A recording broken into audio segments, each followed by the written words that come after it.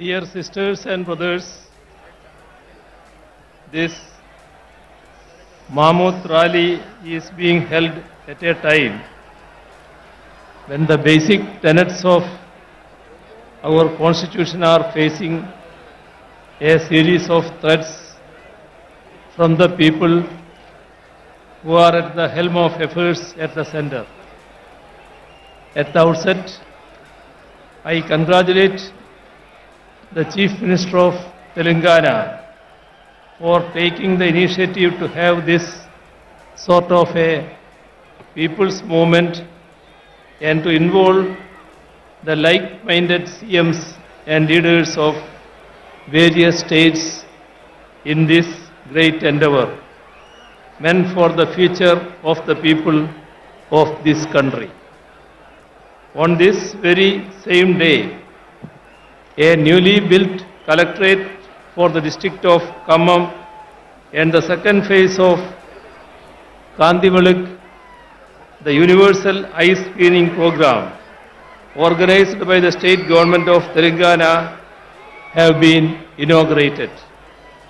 This needs special mention because through them, at one stroke itself, the state government is improving governance as well as public services so as to better the lives of the people of Telangana. Let me state that Kerala and its people are with the state government of Telangana in all their pro-people initiatives. I have come to understand that decentralization of governance has been a hallmark of KCR Garu's administration. During the tenure of his government, collectorates have become state-of-the-art integrated district office complexes. All district departments are co-located in them for the convenience of people. And as far as the Kandivalak program goes, no such mass eye testing program has been conducted in the history of our country. Kandivalak means light for the eyes or a torchlight showing the path. Today, with this public meeting, we are showing the path forward for the nation. It is a matter of great pride to once again be here in Telangana, the land of people's struggles. It is the heroic struggle of the peasants of Telangana in the late 1940s which placed the issue of land reforms on the agenda of the country. Several such people's struggles taking up diverse issues were waged as part of our glorious national movement. It is subsequent to centuries-long such struggles that our country won its freedom from the colonizers.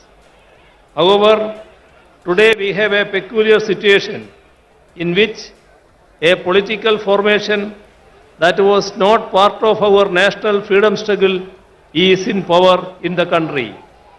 The followers of those who tendered unconditional apologies to the colonizers and promised to serve the imperial crown are at the helm of affairs today. They have been and remain antagonistic to the values of our anti-colonial struggle. Ideas such as secularism, democracy, federal structure, social justice and equality were championed through it, and subsequently they were included in India's constitution so as to uphold the values championed by our freedom struggle. Since those in power now were not part of our collective struggles then, they do not know the values on which India has been built as a sovereign democratic republic. So, they seek to alter the basic structures on which our modern nation has been built, even as they call for celebrations such as Azadi Ka Amrit Mahotsav to commemorate the 75th anniversary of India's independence. Amidst the glam and glitter of these celebrations, they seek to undo the very foundations of our country, our democracy, and our constitution. Our constitution starts with the preamble in which we have enshrined the basic values that we uphold as Indians: sovereign, socialist, secular, democratic, republic, justice, liberty, equality, and fraternity. By signing various international defense agreements, they go against the concept of sovereignty. By allowing the concentration of wealth through consistent appeasement of corporates, they go against the concept of socialism. By seeking to replace parliamentary democracy with presidential form of governance, they go against the concept of democracy. By enacting laws which divide the people on communal lines, as in the case of the Citizenship Amendment Act, they thwart the concept of secularism. After the preamble comes part 1, in which we define India. It states, India, that is Bharat, shall be a union of states. The states are the basic units of India, our country. It is the union of states that creates India, our country. That is why India has a federal structure. Yet those in power think that we are a unitary state. We need to remember that their predecessors had promised to declare India as a unitary state in their manifesto published in the run-up to the 4th general election held in India in 1967. The union government is consciously trying to destroy the country's federal structure. Repeatedly, laws are being enacted by the parliament on subjects in the state list in the constitution, be it law and order, agriculture, cooperation, power, or so on. Bills that infringe upon the rights of the states are being enacted into laws, even without seeking the opinion of state governments. Even while entering into international agreements that affect the states, the union government does not inform state governments, let alone seek their consent. Slogans such as "One Nation, One Tax," "One Nation, One Uniform," "One Nation, One Election" are all attacks on federal structure. When states try to mobilize resources through additional alternative sources, the union intervenes and sabotages such moves. On the one hand, the right to avail loan is curbed, and on the other, the additional resources are sealed. Along with this, the funds that are made available to the state by the Constitution too are denied. Such attacks are most acute in the states that are ruled by governments that are opposed to the BJP RSS combine ruling the union.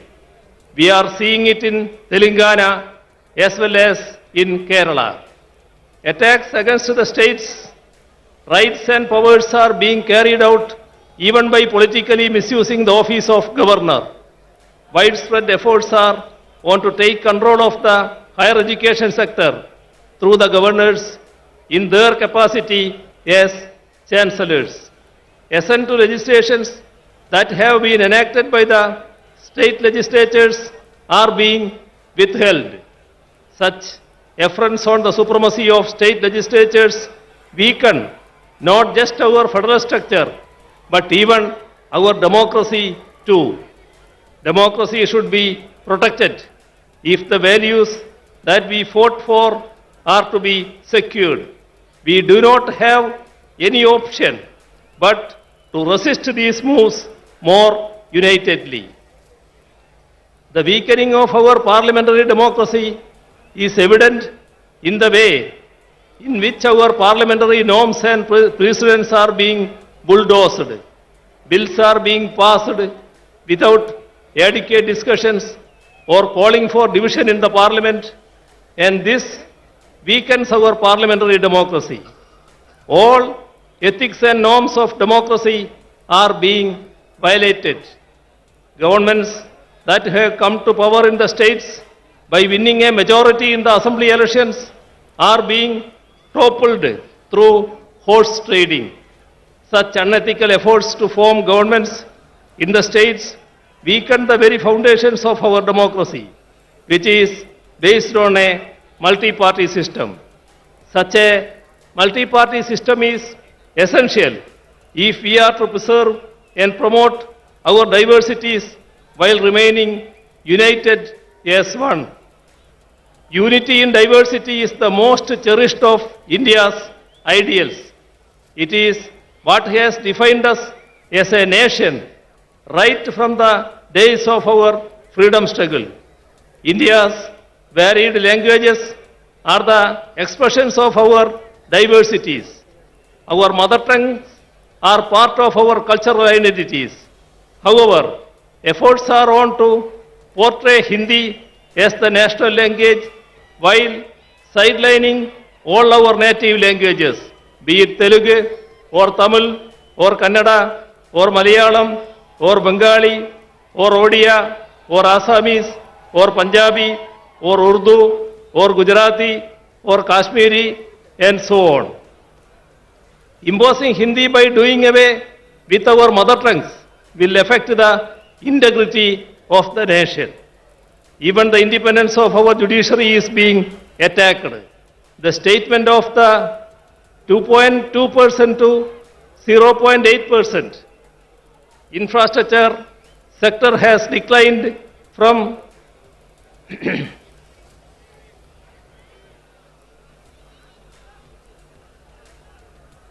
the statement of the law minister to the effect that the union government should have a decisive say in the appointment of judges goes to prove that the BJP government is hell-bent on destroying judicial autonomy and to subvert the judiciary into a nominated body of the union government. The Chief Justice himself has resisted the move, and it is commendable that the judiciary in general and the Supreme Court in particular have taken a firm stand, keeping the spirit of the independence of judiciary high. Not merely members of the union cabinet, but even the nominees are trying to meddle with the autonomy of the judiciary. Last week, the Vice President attacked the Supreme Court for striking down the NJSC Act of 2015. He even went on to say that he does not agree with the restriction imposed by the Supreme Court, which ensures that the Parliament cannot amend the basic structure of the Constitution. It is rather unfortunate that even the highest office, such as the Vice President, are making certain remarks that go against the Constitution and its spirit. India's identity as a democratic and secular country was molded in the fire of our anti-colonial struggle. The concept of India that is inclusive of different languages and cultures emerged during our national movement. Right now, these very characteristics of India are under a grave threat. The threat is posed by the present generation of those who were sycophants of the empire but betrayers of our struggles. It was those betrayers who murdered the father of our nation. Gandhiji, a practicing Hindu, was killed by the proponents of Hindutva. That is ample proof that Hindutva is not the same as or even related to Hinduism. The religion resorting to Hindutva efforts are on to create communal polarization in the country. By creating polarization, a last-ditch effort is being made to diffuse the public anger against the misplaced policies of the Union government. The fallout of such anti-people policies are there all around us. Public sector enterprises, which are the wealth of the nation, are being sold off. In the last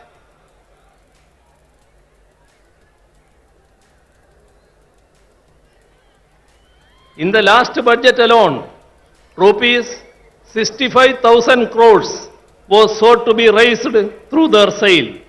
They say that they do not have money to provide relief to the ordinary people, but they have written off corporate loans to the tune of rupees 11 lakh crores in the last 5 years alone. This amount would have sufficient to ensure food security to the entire people of the nation. The MGNREGS envisaged by the left as a scheme to aid the rural population in the distress is being scuttled. Allocation for it and work days are under it are repeatedly being cut down. The country's development is in doldrums. Figures denote that GDP growth has declined from 7.4% to 4.7%. Industrial growth has plummeted from 2.2% to 0.8%. Infrastructure sector has declined from 19.4% to 9.8%. With regard to foreign exchange reserves too, the country is headed for trouble. Our forex reserves have shrunk from 642.2 billion in 2021 to 528.37 billion US dollar last October. The constant rise of petroleum prices has pushed the people's lives into misery. All this has made life extremely difficult for the common man. There is a sharp increase in hunger and poverty. In the global hunger index, we are 107th among 121 nations around the world. 80% of the people pushed into poverty because of COVID are in India.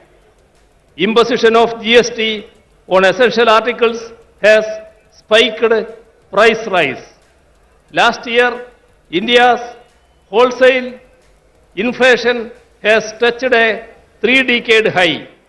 Price rise is as high as 39%. Even amidst such dire circumstances, welfare measures for the poor are being denied. Atrocities are being committed against minorities, women, SCs and STs. The idea of equality is given a go-by. Laws such as CAA, which seeks to alter our secular polity into a religious state, are being introduced. The main issues of the ordinary and the poor are related to their livelihoods. To create better living conditions, we need to forge the unity of the ordinary and the poor. People's unity has to emerge against the communal agenda that seeks to divide us. It is our duty to resist the backward march of our nation. As far as Kerala goes, we are resisting both communalism and neoliberalism, which are pushing our people into miseries. We are ensuring development and welfare in a communal tension-free atmosphere so that our people can enjoy the fruits of progress and lead peaceful lives. I hope that today in Khammam, the land of people's resistances, we will have the beginning of a new resistance, a resistance to secure the ideals that we fought for in our freedom struggle, a resistance to protect our secularism, our democracy, our constitution, and thereby our nation. I conclude by once again extending greetings to all of you gathered here. Thank you.